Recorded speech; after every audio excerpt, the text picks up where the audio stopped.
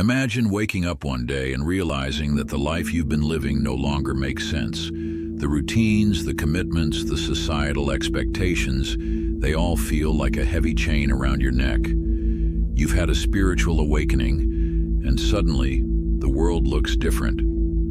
You see through the illusions, the materialism, the endless chase for money and status. You feel a deep calling to live authentically, to align with your higher self, to embrace the truth that has been revealed to you. But here's the catch. You're still tethered to the old life. You have responsibilities, children, a job, bills to pay, loved ones who depend on you. How do you break free from the old while still honoring these commitments? How do you live an enlightened life in a world that seems designed to keep you trapped? This is the dilemma many of us face after a spiritual awakening. We want to live freely, to follow our inner guidance, but we're stuck in a system that demands our time, energy, and money. We feel torn between the old and the new, between the practical and the spiritual. Today, I want to explore how we can navigate this delicate balance. How can we break free from the financial trap, from the old habits and societal prisons, while still maintaining responsibility for our loved ones? How can we live an enlightened life without abandoning the world we live in? Chapter 1. The Illusion of the Old Life. Let's start by acknowledging something important. The old life, the one you're trying to break free from, is built on illusions. It's built on the belief that success is measured by how much money you make, how big your house is, or how impressive your job title is. It's built on the idea that you need to constantly strive, achieve, and accumulate in order to be happy. But your spiritual awakening has shown you the truth. Happiness doesn't come from external achievements, it comes from within. It comes from living in alignment with your true self, from connecting with the divine, from being present in each moment. The problem is, the old life doesn't just disappear when you have this realization. You're still part of a society that operates on these illusions. You still have bills to pay, children to feed, and responsibilities to fulfill. So how do you reconcile this? How do you live in the world but not of it? The first step is to question everything. Question the beliefs you've been taught about success, about money, about what it means to be responsible. Question the routines and habits that no longer serve you. Ask yourself, why am I doing this? Is this aligned with my true self? Is this bringing me joy? Or is it just a burden I've been carrying because I thought I had to? This process of questioning can be uncomfortable. It can bring up fear, doubt, and uncertainty. But it's necessary if you want to break free. As Socrates said, the unexamined life is not worth living. You have to examine your life, to look at it with fresh eyes, to see where you've been living out of alignment with your truth. Chapter 2. The Financial Trap. One of the biggest challenges after a spiritual awakening is dealing with the financial trap. We live in a world where money dictates the level of our freedom. If you don't have enough money, you're stuck in a job you hate, living paycheck to paycheck, constantly stressed about bills. If you do have money, you might feel trapped in a lifestyle that requires you to keep earning more, to keep up with the Joneses, to maintain a certain image.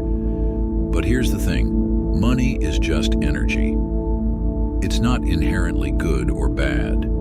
It's how we relate to money that creates the trap.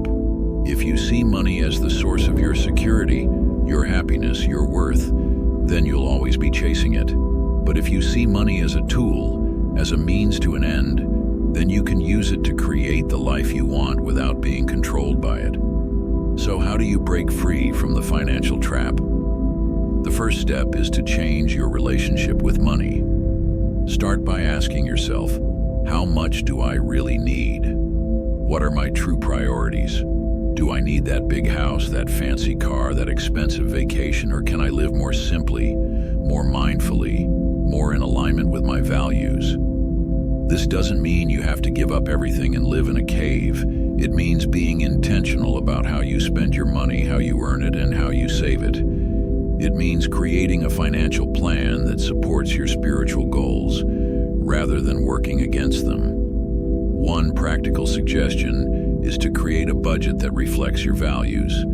Allocate money to the things that truly matter to you, your health, your relationships, your personal growth, and cut back on the things that don't. This might mean downsizing your home, driving a simpler car, or finding ways to reduce your expenses. It might also mean finding a job or career that aligns with your spiritual values, even if it pays less. Another suggestion is to create multiple streams of income. This could mean starting a side hustle, investing in assets that generate passive income, or finding ways to monetize your passions and talents. The goal is to create financial freedom, so you're not dependent on a single source of income that might not align with your spiritual path. Chapter 3. Balancing the old life with the new now. Let's talk about how to balance the old life with the new. This is where many people get stuck. They feel like they have to choose between their spiritual path and their responsibilities, but the truth is, you don't have to choose. You can integrate the two. The key is to approach your responsibilities with a new mindset. Instead of seeing them as burdens, see them as opportunities for growth, for service, for love. For example, if you have children, instead of seeing them as a limitation on your freedom, see them as your greatest teachers. They can teach you patience, unconditional love, and presence. They can help you stay grounded in the present moment, which is where true enlightenment lies. Similarly, if you have a job that feels out of alignment with your spiritual path, try to find ways to bring your spiritual values into your work. Maybe you can practice mindfulness while you're working, or find ways to serve others through your job. Maybe you can use your job as a platform to spread kindness, compassion, and positivity. The point is, you don't have to abandon your responsibilities to live an enlightened life. You just have to approach them differently. As the Zen saying goes, before enlightenment, chop wood, carry water. After enlightenment, chop wood, carry water. The tasks may be the same, but your mindset is different. Chapter 4. Living an enlightened life in a material world. So, how do you live an enlightened life in a world that's so focused on materialism? How do you stay true to your values, your core wisdom, and your enlightenment, while still navigating the demands of modern life? The first step is to cultivate mindfulness. Mindfulness is the practice of being fully present in each moment, without judgment. It's about observing your thoughts, your emotions, and your actions, and choosing to respond rather than react. When you're mindful, you're less likely to get caught up in the distractions and illusions of the material world. You're more likely to stay connected to your true self, to your inner wisdom, to the divine. One way to cultivate mindfulness is through meditation. Meditation is a powerful tool for quieting the mind, for connecting with your higher self, for finding inner peace. Even just a few minutes of meditation each day can make a big difference in your ability to stay centered and grounded. Another way to live an enlightened life is to practice gratitude. Gratitude shifts your focus from what you don't have to what you do have.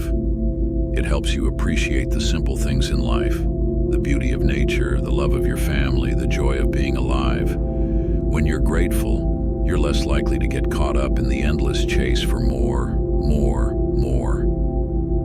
Finally, remember that enlightenment is not a destination, it's a journey. It's not something you achieve and then you're done. It's a continuous process of growth, of learning, of evolving. So be patient with yourself, be kind to yourself, and remember that every step you take, no matter how small, is bringing you closer to living the life you were meant to live. So just keep on going, my friend.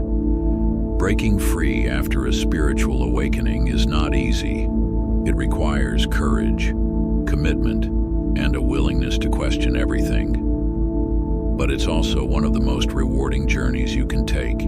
It's a journey toward freedom, toward authenticity, toward living a life that's true to who you really are. As you navigate this journey, remember that you don't have to do it alone. Seek out like-minded people who can support you, who can inspire you, who can remind you of your truth when you forget. And remember that you are not just breaking free for yourself, you're breaking free for all of us. Every time someone chooses to live authentically, to align with their higher self, to live an enlightened life, they inspire others to do the same. They help to create a world that's more compassionate, more loving, more awake. So take that first step. Question everything. Change your relationship with money. Approach your responsibilities with a new mindset. Cultivate mindfulness and gratitude. And most importantly, stay true to yourself, to your values, to your core wisdom. The path to freedom is not always easy, but it's always worth it. And the world needs more people who are willing to walk it. Thank you for joining me on this journey. May you find the courage, the strength, and the wisdom to break free and live the life you were meant to live. Namaste.